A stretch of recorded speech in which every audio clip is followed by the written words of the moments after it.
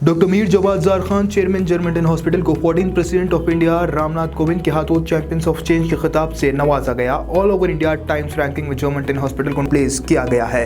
Experienced German and robotic technology only at German hospital, Attapur, Hyderabad. Hi नाज़रीन, अगली खबर हम आपको बताने जा रहे हैं जो कि बैरिस्टर असदुद्दीन अवैसी को लेकर है।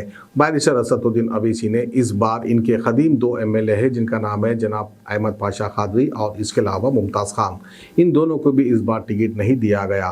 बात उसके जो है असदुद्दीन अवैसी ने इन दोनों MLA की तारीफ की है।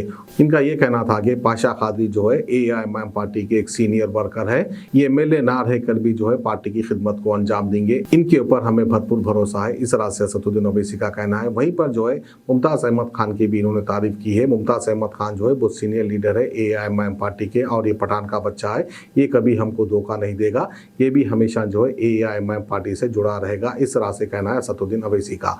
ना ही मुमताज़ खान कोई पार्टी में जाने वाला है, ना ही अहमद पाशा कादरी कहीं जाने वाले हैं।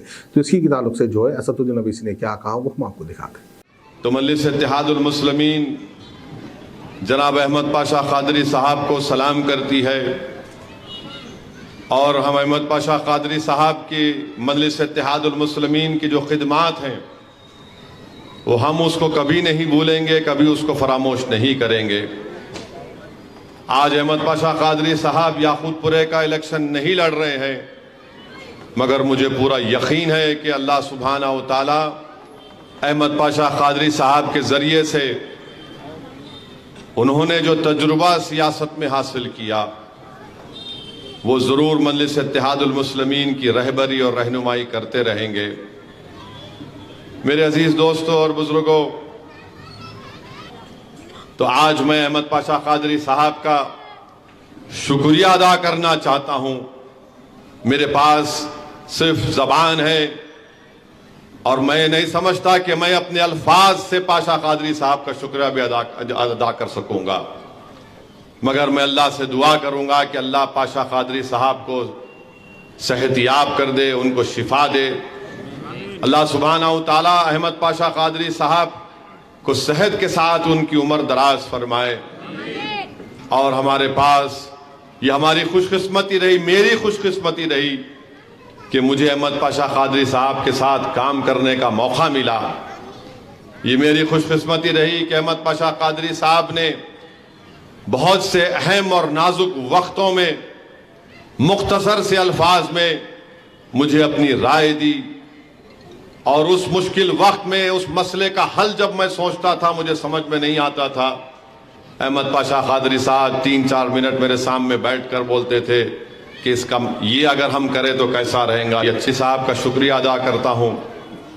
और पाशा, हम आपको छोड़ने वाले नहीं है पाशा, हम आपको हरगिज छोड़ने वाले नहीं है पाशा। आप जहां कहीं भी रहेंगे हम आपको तंग करते रहेंगे अहमद पाशा कादरी।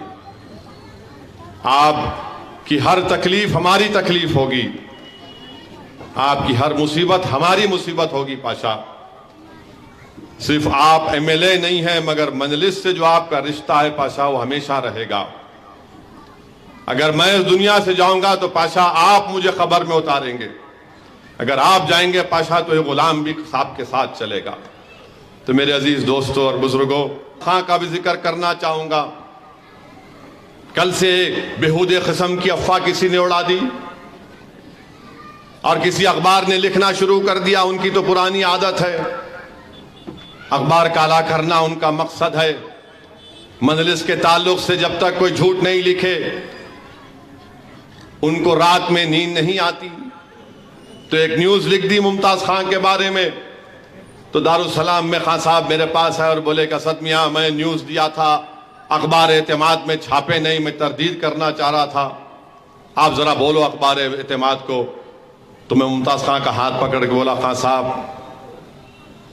28 साल का आपकी मेरी दोस्ती है, कि आज ये दिन आ गया कि आपको बताना पड़ेगा मजलिस के ताल्लुक से आपका मौक़िफ़ क्या है। मैंने कहा अगर आपका और मेरी दोस्ती 28 साल की और जिंदगी भर रहेगी तो कभी आप जवाब मत दो इन तमाम झूठी बातों का। अब मुमताज़ खान का आप अंदाज देखोगे क्या है भाई। बोला, खान साहब कोई जरूरत नहीं है जवाब देने की, कोई जरूरत नहीं है। इतने सालों की गुर्बत, इतने सालों की रिफाकत, आज आपको अपना बयान पेश करना पड़ेगा। मेरा लिखने दो, दीवाने हैं, झूठे हैं, कुछ फर्क नहीं पड़ता मुझे, मैं जानता हूं आप क्या हैं। और यकीनन मुमताज खान के ताल्लुक से कहना चाहूंगा कि जब सालार पार्लियामेंट का इलेक्शन लड़ रहे थे, वेंकैया नायडू उम्मीदवार था, उस वक्त मुमताज खान ने, कोई उनके पास नहीं गया था, मुमताज खान ने खुद अपने दोस्तों को और मम्मी साहब गवाही देंगे, सालारे मिल्लत के लिए काम करवाया। फिर मैं उनके पास गया मिलने के लिए। हमारे शेख हसन साहब थे मरहूम, पाशा जानते हैं, कामारेड्डी में उनकी बहुत बड़ी होटल थी। उनके बेटे कलीम के जरिए से मेरी उन मुमताज खान साहब से मुलाकात हुई। हशमत बैंक के मैनेजर थे, उनके दोस्त थे, उनके जरिए से कई बार मेरी मीटिंग हुई उनसे। बहुत जिद्दी किस्म के आदमी है, समझाना पड़ा उनको। खैर अल्लाह ने उनके दिल में बात डाली, वो मजलिस इत्तेहादुल मुस्लिमीन में आए। मेरे अजीज दोस्तों और बुजुर्गों, मैं तो सिर्फ इतना ही कहूंगा, जो मुमताज खान को चाहते हैं वो करीब से उनको मुझसे बेहतर जानते हैं। मुमताज खान ने बड़ी मेहनत करके आज इस मुकाम को हासिल किया। अब उनके दोस्तों का काम यह है, उनके खानदान के लोगों का काम यह है कि उस शख्स की 40-45 साल की मेहनत को देखें, उसका एहतराम करें। लोग बहुत हैदराबाद में आजकल, हर आदमी आजकल अपने आप को सियासी एक्सपर्ट समझता।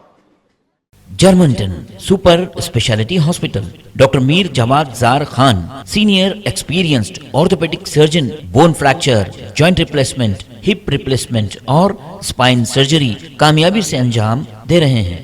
इसके अलावा neuro surgery, cardiology, gynaecology, dental, general medicine, dialysis और फिजियोथेरेपी जैसे शोबाजात में इंतहाई कामयाबी के साथ वाजबी फीस में इलाज किया जा रहा है। शेयरिंग और प्राइवेट रूम्स, अस्पताल में 24 घंटे MRI, CT scan, 2D digital x-ray, ultrasound, operation theatre, ICU और लैब की सहूलत दस्तयाब है। आपकी उम्मीदों के ऐन मुताबिक Germanten super speciality hospital, pillar number 150, Attapur, Hyderabad.